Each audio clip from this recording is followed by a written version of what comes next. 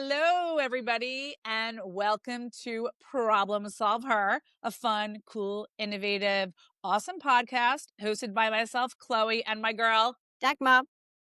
Dagmar's in the house. I'm practicing Alex because I want to become an opera singer. So, This is great. Do it. Alex, Live your dream. aka the Yacht Guy, is in the house. We would like to take this moment to thank our sponsors. Bronzea is a mobile spray tanner which can be done in the comfort of your own home. Founded by Gina, an experienced beauty professional with a cosmetology license of over 9 years. Bronzea was birthed by name and cross-pollinated from Bronze and Dea, meaning goddess in Italian. Gina really missed giving women that inner confidence and glow one spray at a time. So, are you ready to unlock your inner Bronzea and allow Gina to make you feel fabulous before meeting a family affair, maybe a night out with your significant others, or maybe it's ladies' night? So please go to Bronzea Spray Tans at Instagram and use promo code ProblemSolvHer, no E on solve, for the month of September. So, we have 25% viewership of men because men are smart and they want to know what we're thinking and what we're talking about. So we like to have men on our program now. Alex is the third male to join. Alex, aka the Yacht Guy. I'm going to big him up really quickly before we start. Alex was a guy on the road for many years, and he'll explain what that means in a minute. And he's seen it all and he's been through it all on the road. I almost cursed, a big ass truck. And he's going to tell you about that. That was in his former life. Alex, aka the Yacht Guy, on Instagram, on YouTube, million followers on IG alone. He is the #1 yachting influencer in the world. I don't like the word influencer. I like to say public figure. But if you Google my boy right now, he's numero uno. And about 8 years ago, I know he's been doing it longer, but I want to say 7, 8 years ago, skyrocketed, took off, got huge sponsors and worked with some of the biggest manufacturers and shipbuilders. You know, anyone from Lursen, Ferretti Group, Laura Piana, my favorite cashmere company in the world, flies into the south of France in the summer to like hang out and like regattas and fun parties. And Kris Jenner follows him and Tommy Hilfiger. And, you know, the Prince of Dubai. So he's done this organically on his own and really built up a name in the yachting space where he can bring people together and cross-pollinate and do marketing and branding at the same time. So without further ado, Alex is in there. Is he going to be here? I mean, I'm looking forward to meeting this guy. Sounds so good. The way you, Right. that intro was great. Yeah, this is the Oscars, and I just gave your whole excited promo. to meet this guy. I see you have on the Yacht Guy hat now available online at the Yacht. Yeah. It's going to be sold out. Completely sold out. Completely sold out. I love Don't know it. when we're going to do the next run, though. You know what? I'm thinking white is going to be really classy for the winter. I don't know why. Maybe for all the shows coming up. White, we had the salmon, and we had a bunch of colors, actually. And they all sold out. It's just a matter of me restocking and putting the effort and time into just sending out hats again. So this is what happens when you're the Yacht Guy. And now this is what happens. Double claps, all the clapping. So enough about you. Let's talk about me. Yes. Now, so Alex, you have such an interesting story, and Dagmar and I love when people share their background and their stories. Why? Because people are interested in hearing about other people's stories. So tell us how you transitioned from this really cool truck driver in New Hampshire, this hippy dippy from the boogie down Bronx. He's a fellow New Yorker in the house, puppy. And then how you became a Yacht Guy. Kind of just start with that and the transition. Well, really quick, it was a dream. Yachting was something I've wanted to do for years, right?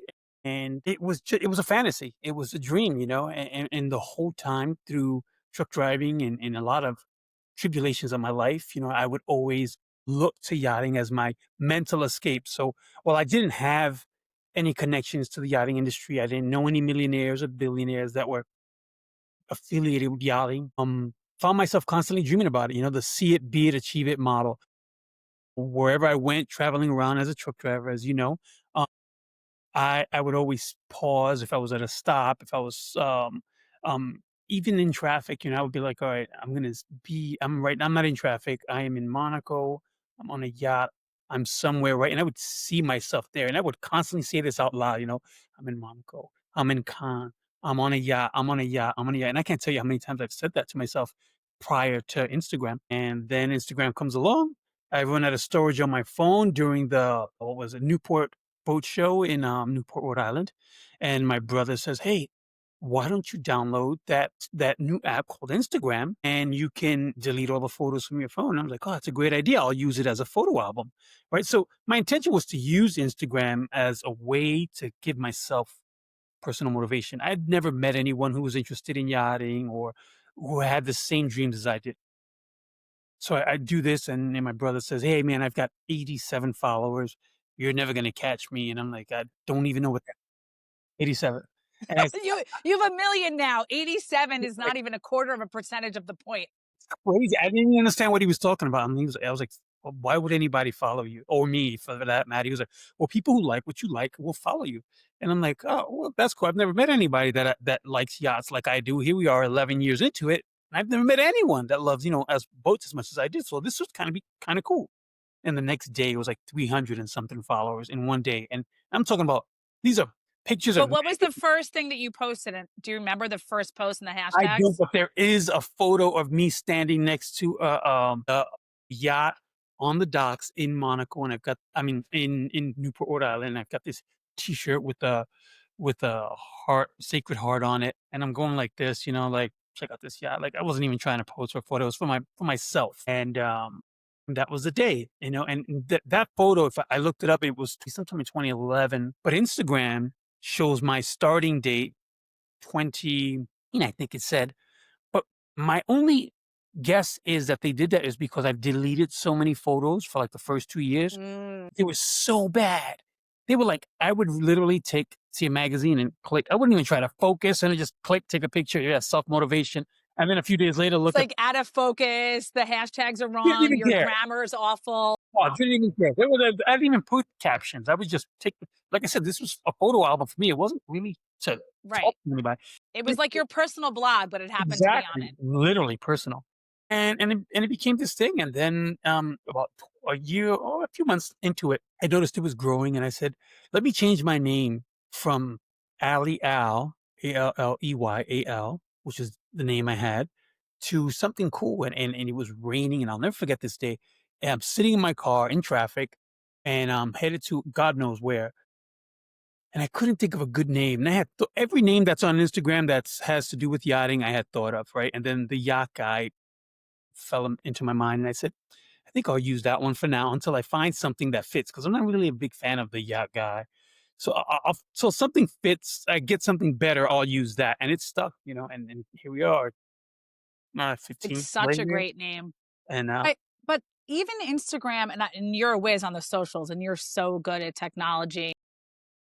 I don't really think, and this is my opinion, that Instagram took off, right? Because you remember MySpace, okay, where I'm going way back, and then Facebook, and then YouTube. I think kind of that was the order. But when Instagram really took off, I want to say like major, I don't even think it was like honestly till like 2015, 2016. no, Let's be clear. people Maybe even 17. And then once COVID hit, the whole world was like, what am I going to do now? And I think that's probably when you got bigger as well. But I want you to tell people how you organically got to almost 1 million followers on Instagram. And you have, between Instagram, Facebook, and YouTube, you're probably like 1.5, I want to say. How did you grow that organically without buying followers? So no matter who you are, and I tell this to everybody, no matter who you are, if you're an influencer or if you've got a page that has a large following, you acquire bot followers, because what they do is these people will create these accounts and they need people to follow, right? So they're going to follow some of the highest pages that they can, So no matter who you are, you're going to have a percentage of fake followers, not because you bought them, but because there are people out there that are selling promotions through their fake page, and they say, hey, look, Right. you follow all these people. But you didn't buy them, so it doesn't matter. It doesn't matter. It doesn't matter. And the numbers have really never mattered to me. You haven't reached 1 million yet. And I'm like, yeah, but okay, doesn't matter. But you know what? I have a quality over quantity. right? So maybe I don't have a million 8-year-olds following me, right? Or 15-year-olds, but I have a good Or number, 8-year-olds, slow down, slow down. We're not whatever that is, whatever the they're number not is, even allowed on there. right? Whatever the They're number in is. school drinking a Kool-Aid. Hello. Yeah, drinking their milk before nap time. But whatever that number is, it doesn't matter. What matters is that the people who follow you are qualified people, right? People who understand yachting, who do the yachting, who love yachting, and not so much just people who are well. I myself am a dreamer, right? Those are not, and those are the people that really make the page big, but those are not your the people that I constantly look for, right? We're looking for people who are, like I said, in the yachting industry, brokers, tree people, and people who are actually buying yachts or look to buy a yacht one day, right? They want to buy a yacht one day. And They're those dreaming through your page right yeah, now. exactly, exactly. And you know what? In 2014, I had went to a conference and that Bob Allen had invited me to speak on. Big And up Bob Allen. this is 2014. And I said to the crowd, I said, you guys are reluctant to want to use social media. I'm going to tell you what, and you joke that these are all kids. I said, in 10 years, these 14-year-olds will be 24-year-olds. In 20 years, they will be 34-year-olds. And the 18-year-olds will be pushing 30. And all of these kids will be chartering or looking to buy yachts in the future. You are selling to the younger generation now. This is your portal to get to them, right? And while you've been selling all these years to the older generation, this is your portal to really tap into this younger generation. And I think at that moment, something clicked in the industry because the room was full. And Bob Dennison was there. I'll never forget. He was like, "Oh man, I love you." I had just met him. He's like, "What you're doing is great. You're onto something, you know." And he's always been at the forefront of social media and marketing. And it was an honor to meet him that day. And since then, he's been great to me. But I think something clicked, and the industry is doing great right now with social media and really has gravitated to it. And I've been fortunate to have been in it this long. Absolutely. But you grew all that on your own. You did it organically. You don't have an agent, a manager. I mean, yes, myself and your fiance Sam, we do some great things together. We have That's some correct. awesome events. We have something big coming up at Flibs. We can't name any names, but Alex and I just met with one of our big partners who's anyone's dream partner literally in the world. And we're so lucky to have them. I've been working with them for 3 years now and introduced Alex last year. They love Alex, who wouldn't? And I also am going to just shift over for a minute. I know I see Dagmar wants to ask you something, but I'm going to ask this quickly before I forget. And then I'm going to let Daggy jump in because Problem Solve Her is a podcast empowering women and, giving them confidence and independence. You also grew up around a lot of women. You got sisters, you got your mama, and you are a girl dad. I would like to hear, and then Daggy's going to go. Her hand is up. I could see it. How they helped influence and raise you in a sense to be a guy who respects women and who really has given homage to them, like props that, you had all these great women around you growing. I have been very fortunate that I have had some really strong women in my life, and not only their strength, but kindness, really, really good people, and including my daughter, who's now 28 and who has been a better human than I have been. 28, you're only 40. What you had that in? 27. She's older than me.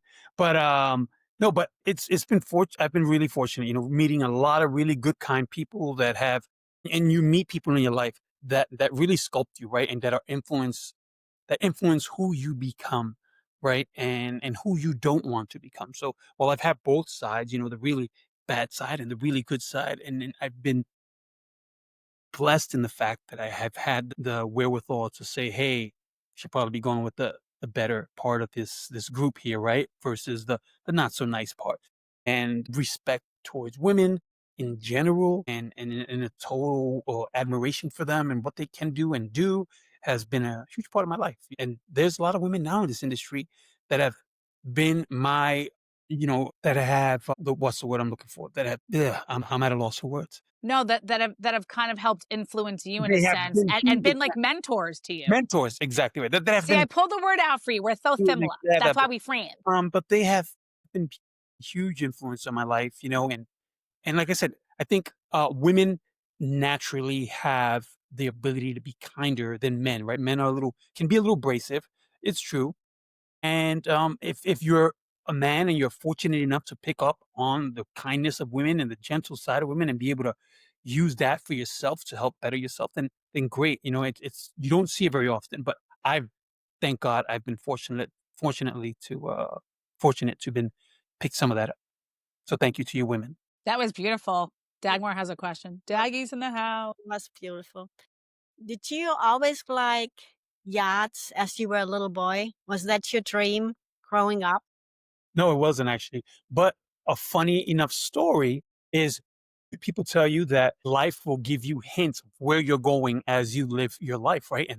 And we lived in a corner unit in the Bronx, and I can see a sliver of the East River, right? Of the Hudson River.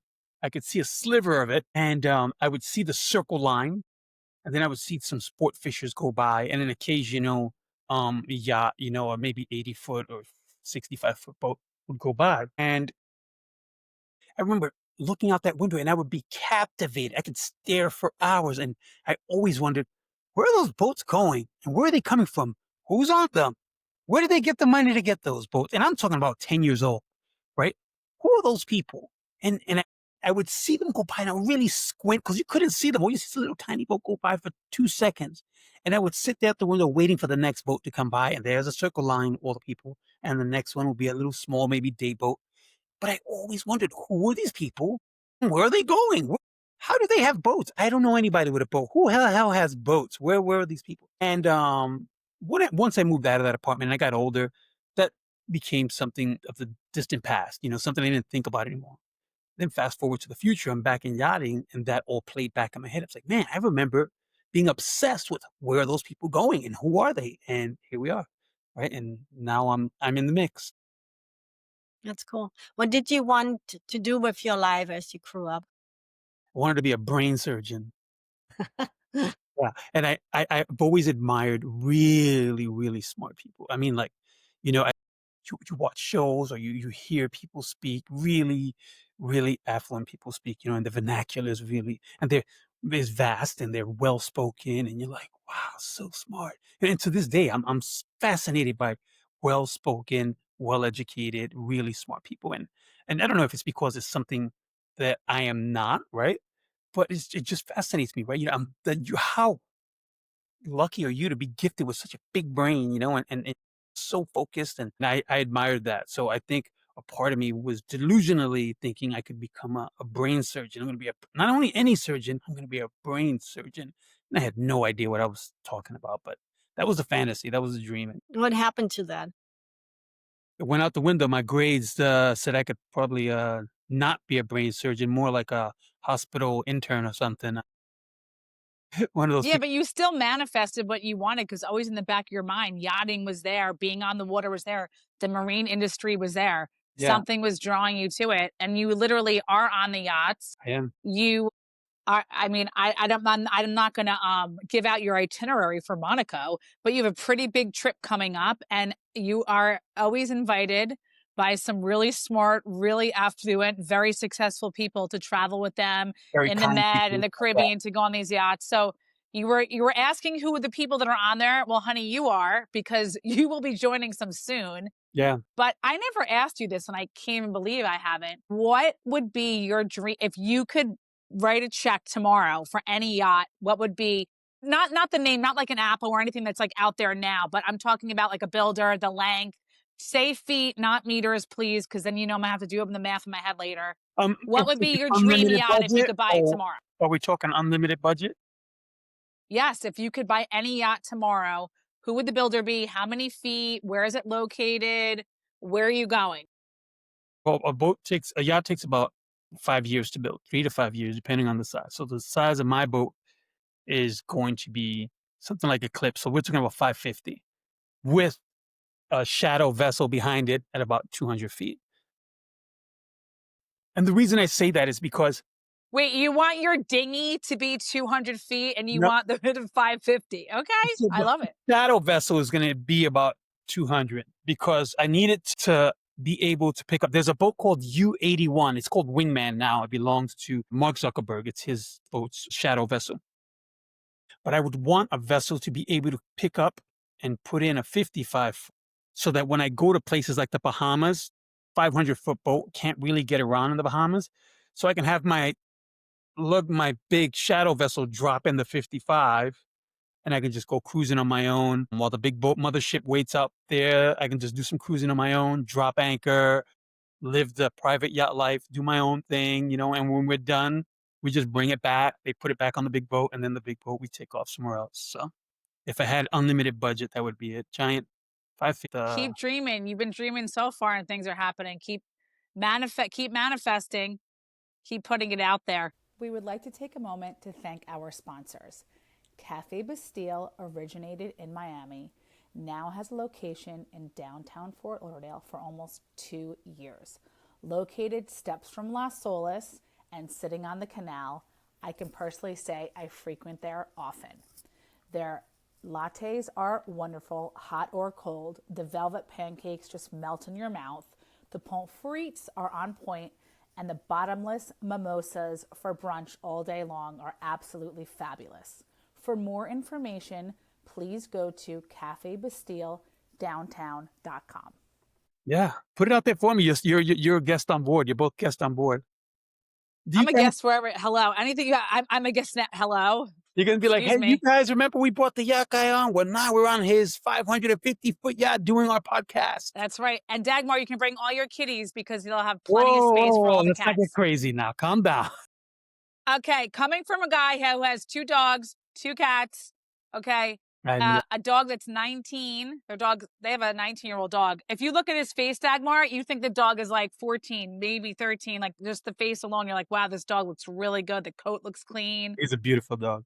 Yeah, I love that. So what do you love most about being the Yacht Guy? I mean, obviously the branding deals are great and working with all these big manufacturers and the builders and the service companies and getting these awesome contracts, of course. But what do you love about being the Yacht Guy? Like what gets you super excited and you're like, I couldn't sleep last night because of this? I don't know if it's so much that being the Yacht Guy is something that there's a most thing that I love about being the Yacht Guy. But what I do love most about doing what I do is just being able to travel, right? And being able to call up some brands and be like, hey, listen, we are in town and we would love to come aboard and maybe spend a couple of days on your boat. And they say yes. How great is that, right? 14 years ago, it was a dream to own a boat, right? Now I can pick up a phone and be like, hey, I'm going to be in town. Do you have a yacht? I'd be willing to hang out on it for 3 days. And they're like, yeah, absolutely. We'd love to have you on board. And that is for me is kind of really cool. I don't pull that card very often. I really like to give something back to the people who can give that to me. But when I can do it, it's really nice. But there's always a return. I can't do it without the feeling that I'm giving something. There's something that they are gaining from me staying on their boat, right? And for example, we are going to be going after the Monaco Yacht Show. A friend of mine has invited us to stay on his boat. So we'll stay on that for 4 days. It's not for charter, it's not for sale. So that is a totally just a fun trip, right? We're just going to spend 3 days on this boat for fun. And from there, we fly to Croatia to spend some time on a boat there in Croatia, which is going to be something I will be promoting and it'll be fun. We're excited to do that. What's your mission in life, Alex? To do good, to be so successful that I can focus on doing more for others, right? And while we all dream of, I mean, listen, having a yacht is great, right? Having a 550-foot yacht is great. But when I think of having a 550-foot yacht, you have to think about the wealth that comes with that. How much wealth do you need to own a 550-foot yacht and another 200-foot vessel, right? So while that, Alex, give that number so that people can really understand the seriousness of, because I know what I think the number is, but I'm curious what 10 billion plus. You're looking 10 billion. I was saying at least 5 bill. No, 10. You got to be in the 10 billion. How much would it cost to maintain a 550-foot boat for the year? And how much fuel? Tell people, because I don't think they understand this, how much the fuel will cost for just filling it up one time. Well, let's start with cost, right? Cost is based on the how elaborate your boat is going to be, right? If I want 14 karat gold, everything, that price is going to go up to the roof. Based on what's out there now, you're actually looking at about 1 million to 1.5 million a foot. And please, if anyone's interested in correcting me, I don't know if you guys have comments here, but go ahead, go right ahead, and I'm okay with that.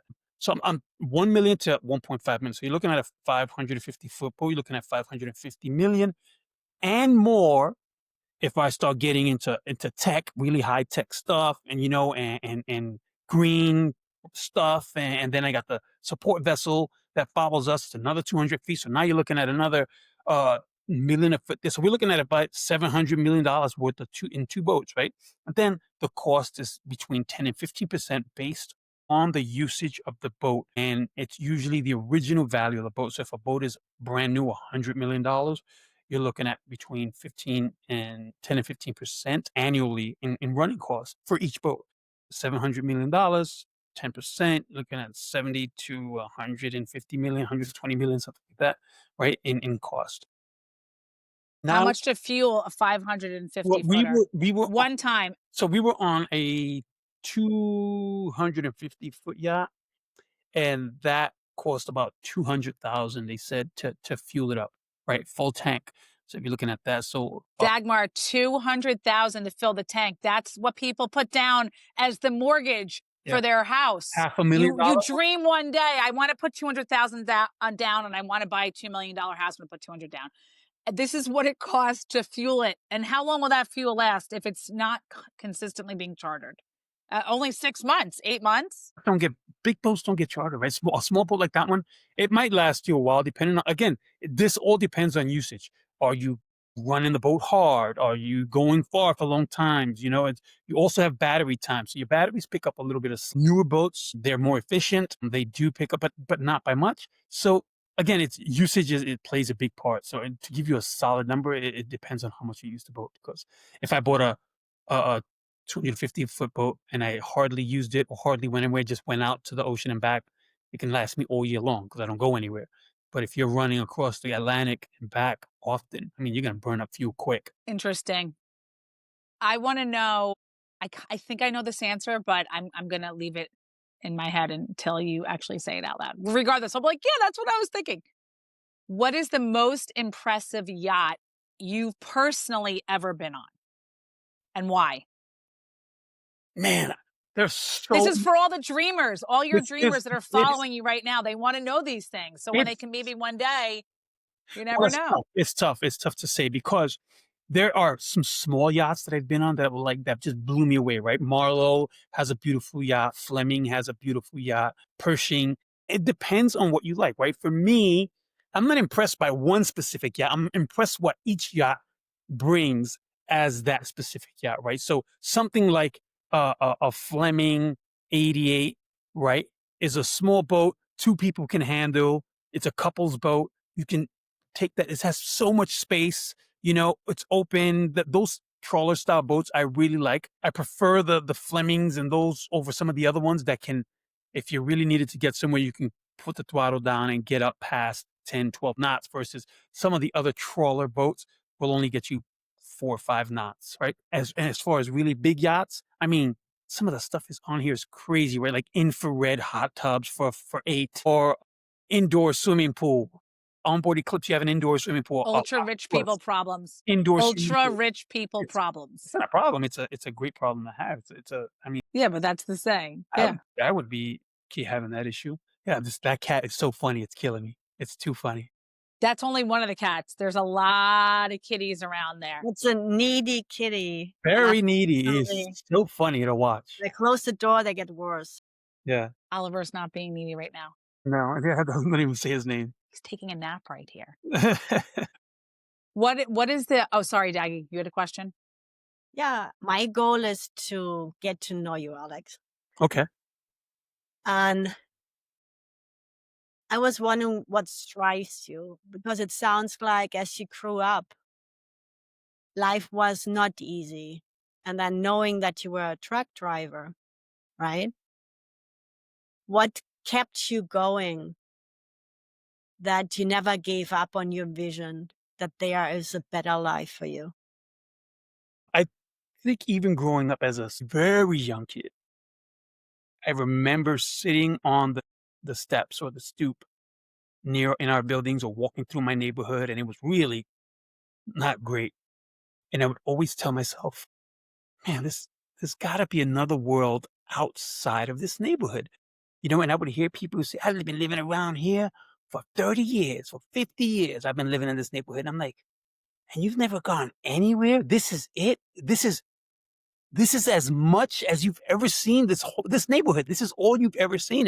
And I would tell myself, there's got to be more to this world. Right? And I'm talking about still 10 years old, 12 years old. I would think this. And I'm like, how does someone never leave this neighborhood? And well, I didn't even think of going to Italy, think of going to Europe, right?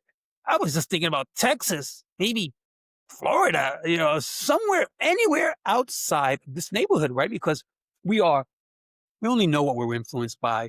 And if you're not by people who are doing anything, you will probably never know about it, right? You don't know what you don't know. And I had again, very blessed to have worked in Manhattan as a very young age as a delivery boy, delivering clothes out of a cleaners, right?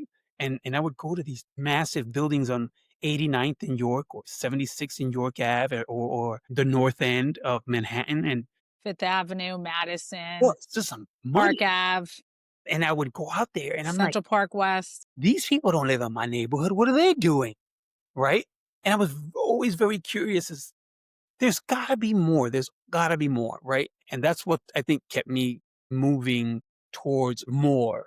Right. Not because, well, I want more. Well, I think we all want more, but just the curiosity is what is out there? What are they doing out there? And how are they influencing people? And then seeing people, back to your question, what why are these people who have so much, how are they giving back? Right? And are they giving back? Are they hoarding this money? And then you come to find out that a lot of these people who are really wealthy do give back, but they don't brag about it. They do it willingly, but they don't see the reason to tell the world about it. Right. And I think that there's a big misconception that wealthy people are hoarding their money. And while many There's a couple I can think of where we don't get into politics on the show or religion.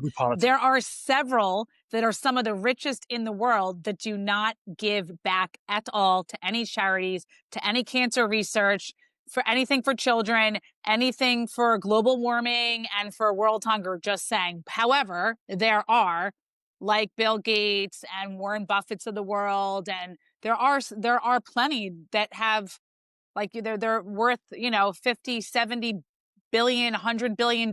Like, please throw 100 mil at.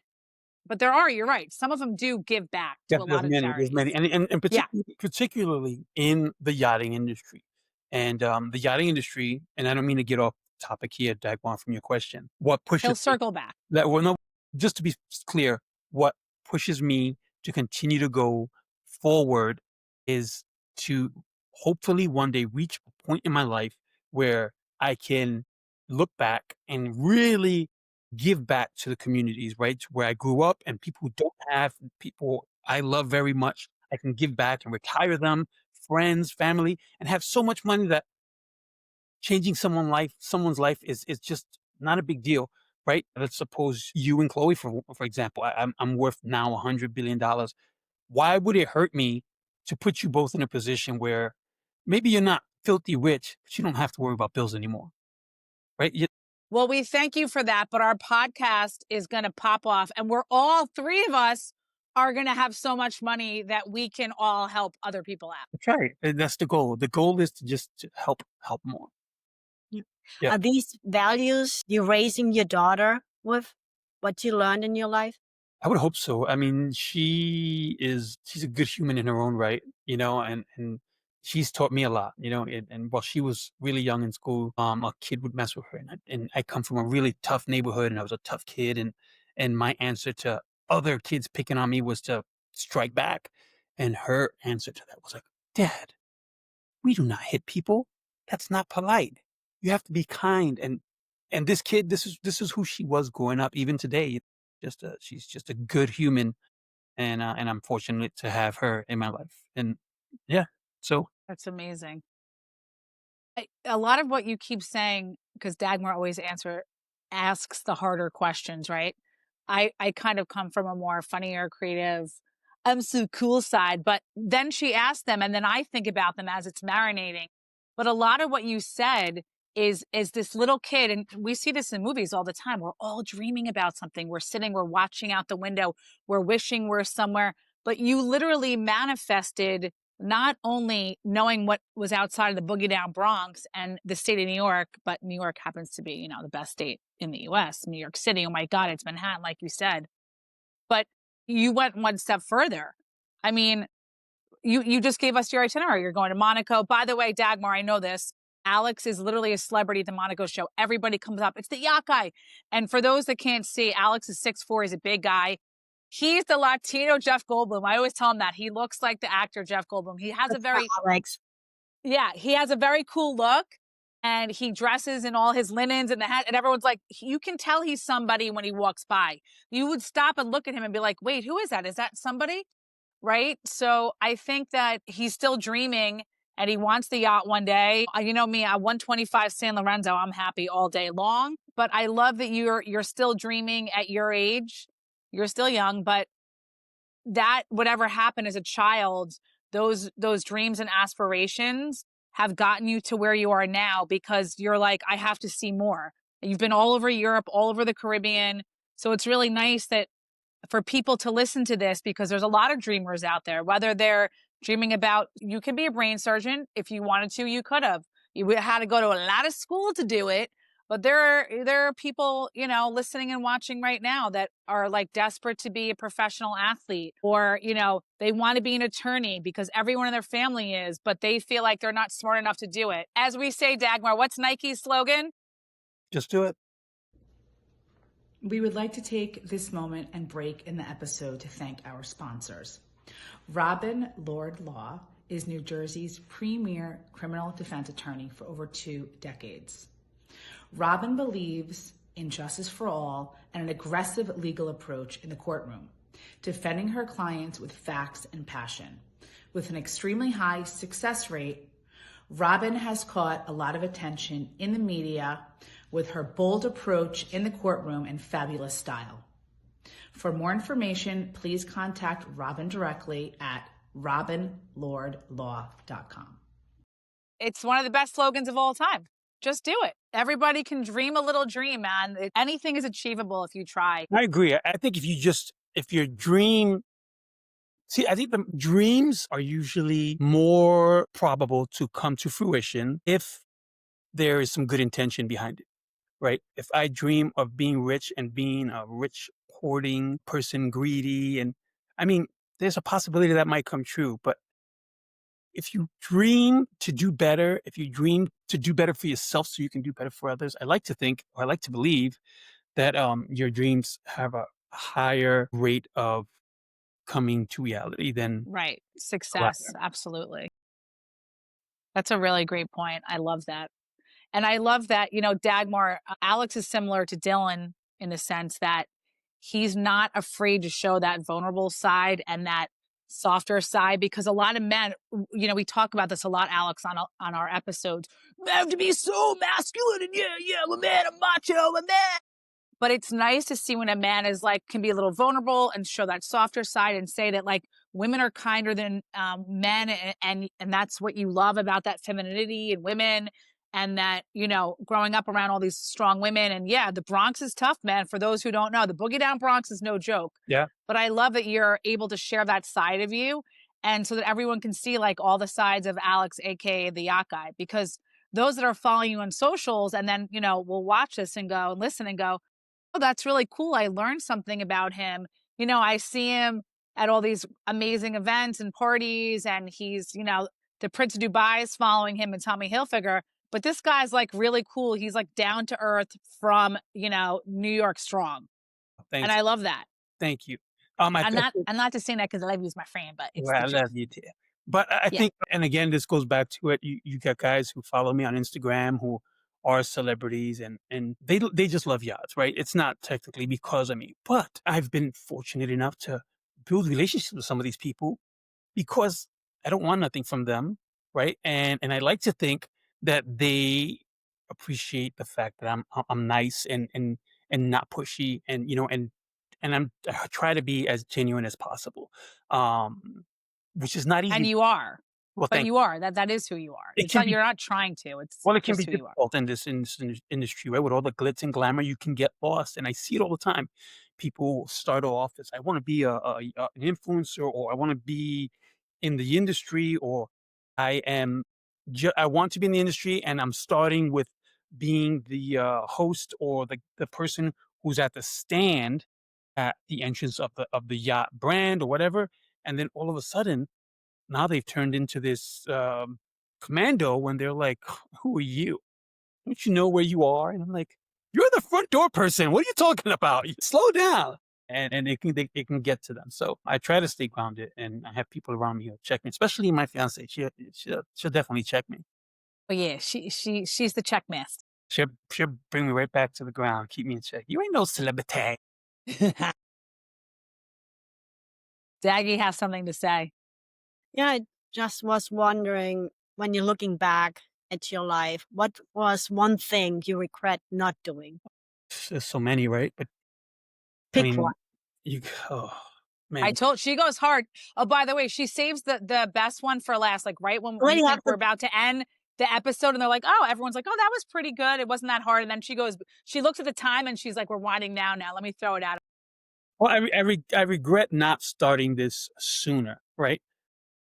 Because before Instagram, my brother had recommended I do something similar on Facebook, and I was like, "Alright, bro." But it wouldn't have blown up like it did on Facebook. So actually, that regret is okay. Well, you don't everything happens exactly when it's intended to happen, not sooner, not later. You're not late, you're not early for something. You are there exactly when you are meant to be there. I wasn't Facts. meant to start this on Facebook. I was not meant to start this on Twitter. I was meant to start it exactly when I started it, and I'm meant to be exactly where I am at this moment talking to you. So while, yes, I do have some reservations about or regrets maybe not starting sooner, right? Where I could have been maybe a little further. It's fine. If we start looking back, if we stay focused on stuff that happened in the past, I could have, I should have, we're not going to move We're forward. not going to go You're there. not gonna go anywhere. You're not going to go. You gotta keep looking forward. It is what it is. It's fine. I didn't make this money. I didn't get that deal. This didn't happen when I was hoping it to happen. It's fine. You woke up. There's another deal around the corner. It's all gravy. You woke up today. You're blessed to be awake, and you have another chance to give it another shot. So those are the two major things you should be happy for. Give thanks for life. Did this change your mindset when you now look back and think, that was an opportunity and didn't take advantage of it? Did it change your mindset now when somebody offers you opportunities that you're less hesitant? Yeah, I think so. I mean, you read, not so much read, maybe follow, or you've heard, or for me, it was listening to wealthier, affluent people and their experiences, and some of them saying, you know what, you're not going to get every deal, you're not going to make the right call, right? You can't tell you how many celebrities or rich people have passed on either a script for a movie or an opportunity to invest in a company, and they were like, nah, and then only to have the company blow up, right? And it's the same thing. Everybody's going to have that in their lives. And you're always going to have an opportunity to do something, and you might pass, and it might be the next big thing. But what I try to keep in mind is take everything that comes at you, right? At least give it a look over, right? And if it fits what I'm doing or where I'm headed, then I'll take it, right? Years ago, when I first started, offered by a couple of big brands to be a broker. Would I have been successful as a broker in the very beginning? Maybe, right? But I But don't. that wasn't your passion. And it wasn't my path. It wasn't for me. It wasn't meant for me. This is what's meant for me, and this is where I am. And I'm going to continue to just take whatever opportunities come to me. I will take them, and whatever opportunities I passed up that I didn't take in the past, they're past. They're done. I don't really pay too much mind to them. So when you ask me Yeah. that, I really have to sit down and think, Yeah. what do I regret? And there isn't very much. That's amazing. But Dagmar, we talk about that a lot too. I'm big on Dagmar. She says she tries to let go of the past, but because her past was so big from where she grew up, she's European and then moving to the States. But a lot of people, the past, it's hard. Like it's done. It already happened. It's not even there anymore. And Nothing I have to live right now in this moment. I'm living right here. It's 5 o'clock. I got tennis coming on. We got Djokovic and Fritz at the quarters tonight. The only male left in the U.S. Open. Fritzy, don't let me down, man. We got to break this streak. 6 months from now, Dagmar's like, I'm so regimented. I need boom, boom, boom, boom, boom. The future, the next week. Yes, I like structure. I like all that too. I'm organized. I will plan trips, but we're living here right now in the moment. We're here. We're happy we're on earth, and we have to give thanks for life. So Dagmar, she's going to end with a question. I know what she's going to ask I you. want to say something. So from my life experience and from what I'm seeing or listening to podcast interviews, humans learn the most when they struggle through something. And so it's good looking back to the past, what you struggled through and what did you learn, right? So in the last 10 years since you started that, were there ever a time where you were one step away from giving it up, like letting go, where it came so hard or so tough? So many times. Really? So many times. Oh, yeah. Life is not easy. Life is not easy. And I don't know who you are, and I don't know what anybody else's trials and tribulations are, right? And being an entrepreneur and running your own small business is not for the faint of heart.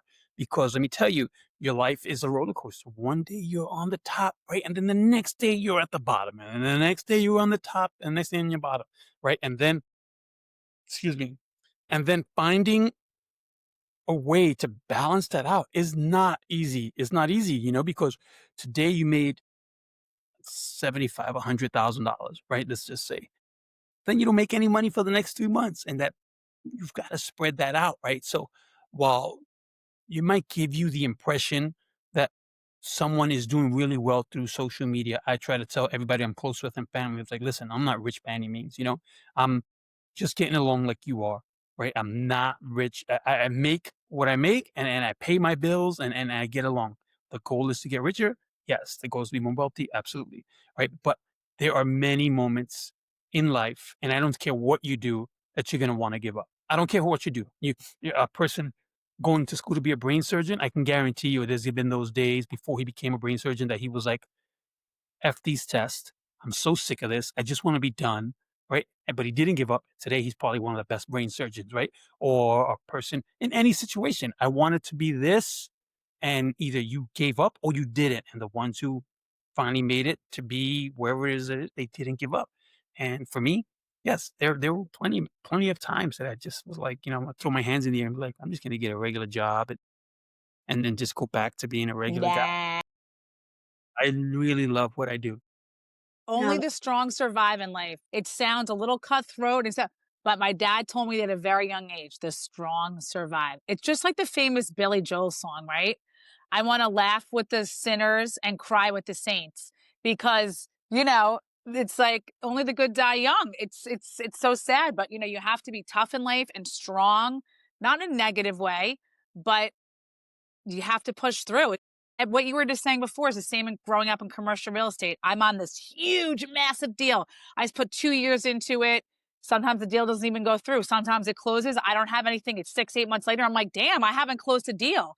Yeah, I just closed that huge deal, but what's next? And that's why a lot of people came and go into commercial real estate. That's why people fall into acting. They try it for 3 years and they all think they're going to be the next Brad Pitt, which nobody's going to be, or they're going to be the next Meryl Streep or the next Charlize Theron or Natalie Portman or, Leonardo DiCaprio. Yeah, DiCaprio. DiCaprio said that they sat on the Revenant, sat on the shelf with Scorsese for 15 years. And they were like, can we make this movie? Are people going to watch this movie? Are they going to, what's going to happen here? He should have won the Oscar for that, but we're not going to get into it. And he also should have won for Wolf of Wall Street, because for me, that was like, forget it. I mean, that was the end all be all. But anyway, people don't realize that some industries they're so difficult. And like you said, the roller coaster, and then one day you're high and then you're on the ground again. But that's why it's important to be level-headed, I think, and to surround yourself with really good people that you trust and that believe in you and always have your back.